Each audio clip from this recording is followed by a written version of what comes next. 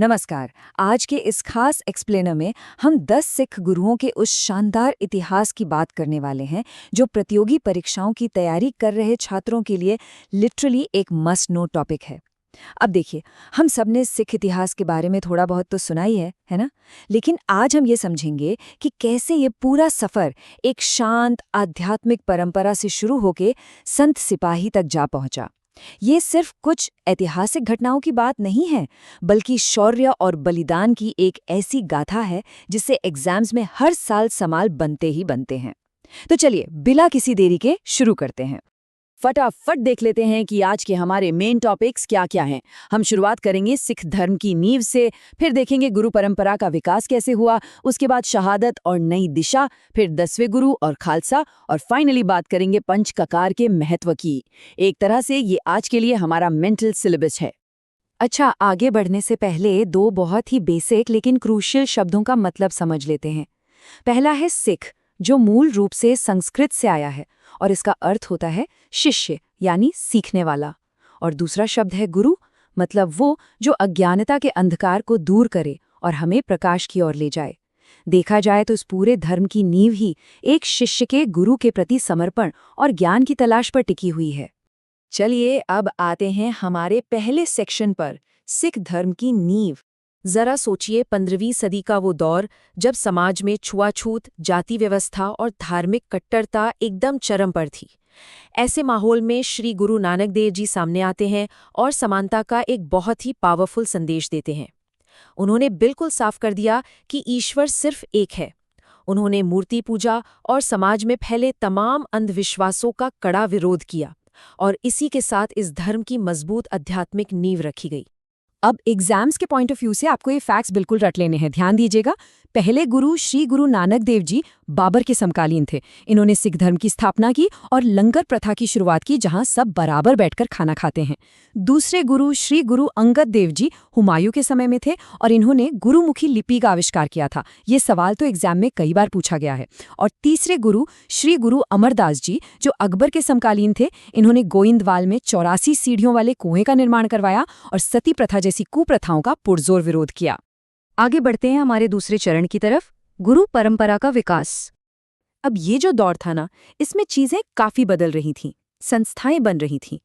यहां से भी सीधे सवाल बनते हैं। चौथे गुरु श्री गुरु रामदास जी ने गुरु पद को वंशानुगत बना दिया। मुगल सम्राट अकबर ने उनकी पत्नी बीबी भानी जी को जमीन दान में दी थी और वहीं पर गुरु जी ने अमृतसर शहर बसाया। इसके बाद आते हैं पांचवें गुरु श्री गुरु अर्जन देव जी। इन्होंने 1604 में आदि ग्रंथ का संकलन किया और अमृतसर में हरमंदिर साहिब, जिसे हम स्वर्ण मंदिर कहते हैं, उसका निर्माण करवाया। और पता है, इसके चारों ओर दरवाजे बनवाए गए, ये मैसेज देने के लिए कि इसके द्वार हर धर्म के इंसान के लिए हमेशा खुले रहेंगे। लेकिन देखिए, इतिहास हमेशा इतना शांत नहीं रहता। अब आता है हमारा तीसरा और बहुत ही टर्निंग पॉइंट वाला सेक्शन, शहादत और नई दिशा। मुगलों के साथ यह ऐतिहासिक संघर्ष आखिर शुरू कैसे हुआ? हुआ कुछ यूं कि गुरु अर्जन देव जी ने मुगल बादशाह जहांगीर के बागी बेटे खुसरो को अपना आशीर्वाद दे दिया। बस इस बात से जहांगीर इतना भड़क गया कि उसने गुरुजी को गिरफ्तार करवा लिया। लाहौर में उन्हें भयानक यातनाएं दी गईं, चिलचिलाती गर्मी, गरम तवा और ऊपर से उबलती हुई रेत, सोचकर ही रोंगटे खड़े हो जाते हैं। पर गुरुजी अपने मूल्यों पर अडिग रहे और उन्होंने अपनी शहादत दे दी। सिख इतिहास में ये पहली शहादत थी और इसने पूरे समुदाय को ये सोचने पर मजबूर कर दिया कि भाई, अब सिर्फ शांति से काम नहीं चलने वाला। इस पहली शहादत ने समुदाय में एक बहुत बड़ा विचारिक बदलाव ला दिया। छठे गुरु श्री गुरु हरगोबिंद सिंह जी ने क्या किया? उन्होंने 2 तलवारें धारण की, मीरी और पीरी। मीरी का मतलब था राजनीतिक सत्ता और पीरी का मतलब था आध्यात्मिक सत्ता। उन्होंने अकाल तख्त की स्थापना की और पूरे सिख समुदाय को एक संत सिपाही यानी एक मार्शल कम्युनिटी में बदल दिया। मतलब अब वे संत तो थे ही, पर अपनी रक्षा के लिए हथियार उठाना भी बखूबी जानते थे। अब यहाँ से कुछ वन लाइनर क्वेश्चंस बनते हैं, इन्हें नोट कर लीजिए। 7वें गुरु श्री गुरु हर राय जी ने शाहजहां के बेटे दारा शिकोह को आशीर्वाद दिया था और जड़ी बूटियों से उसका इलाज किया था। 8वें गुरु श्री गुरु हरकिशन जी सबसे कम उम्र के गुरु थे, जिन्होंने सिर्फ 5 साल की उम्र में गद्दी संभाली, पर चेचक की वजह से बहुत छोटी उम्र में ही वो ज्योति जोत समा गए।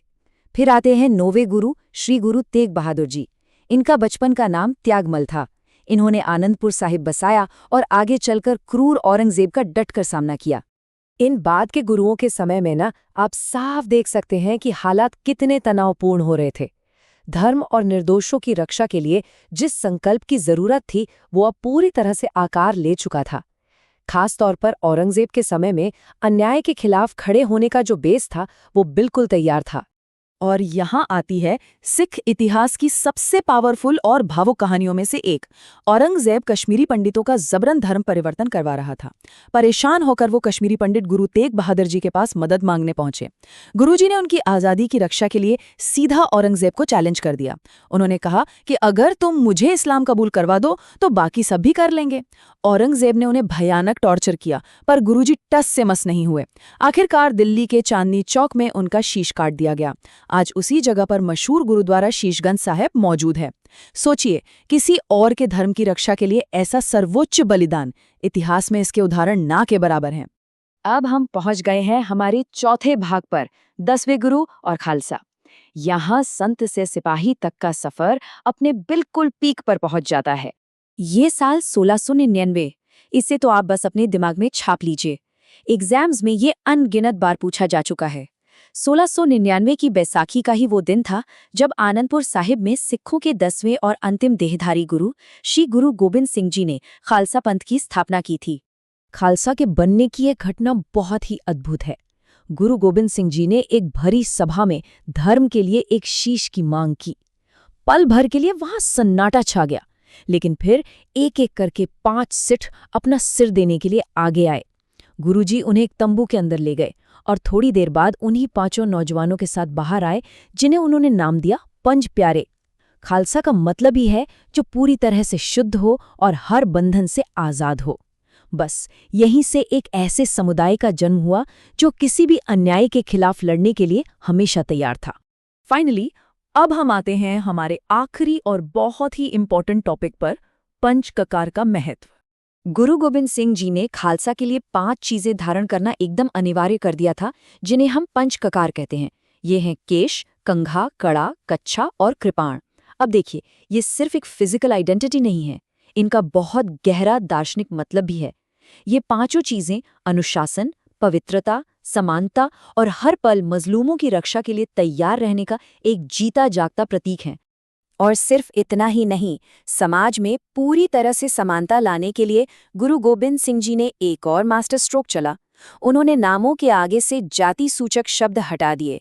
उन्होंने आदेश दिया कि अब से सभी पुरुष अपने नाम के आगे सिंह यानी शेर लगाएंगे और सभी महिलाएं अपने नाम के आगे कौर यानी राजकुमारी लगाएंगी। इस एक प्रोग्रेसिव कदम ने उस समय की गहरी जाति व्यवस्था की जड़ें हिला दी और समुदाय में एकदम सच्ची समानता स्थापित कर दी। अंत में साल 1708 में एक बहुत बड़ा ऐतिहासिक बदलाव हुआ। गुरु गोबिंद सिंह जी ने ये घोषणा कर दी कि उनके बाद अब कोई भी इंसान गुरु नहीं होगा। उन्होंने पवित्र ग्रंथ श्री गुरु ग्रंथ साहिब को ही सिखों का शाश्वत और अंतिम गुरु घोषित कर दिया। तब से लेकर आज तक गुरु ग्रंथ साहिब को ही वर्तमान और जीवित गुरु माना जाता है, जिसमें सभी गुरुओं के साथ साथ कई अलग अलग धर्मों के महान संतों की शिक्षाएं भी शामिल हैं। तो चलिए, इस पूरे एक्सप्लेनर को खत्म करने से पहले आपके लिए एक छोटा सा एग्जाम चेक। क्या आपको याद है कि सिख गुरु ने गुरु पद को एक वंशानुगत उपाधि के रूप में शुरू किया था? इस सवाल का जवाब खुद को दीजिए और अपने आने वाले एग्जाम्स के लिए आज के इन सारे फैक्ट्स को अच्छे से रिवाइज कर लीजिए। मुझे पूरी उम्मीद है कि इतिहास का ये पावरफुल चैप्टर अब आपको एकदम क्लियर हो गया होगा। ऐसे ही सीखते रहिए, क्योंकि निरंतर सीखते रहना ही सफलता की असली कुंजी है।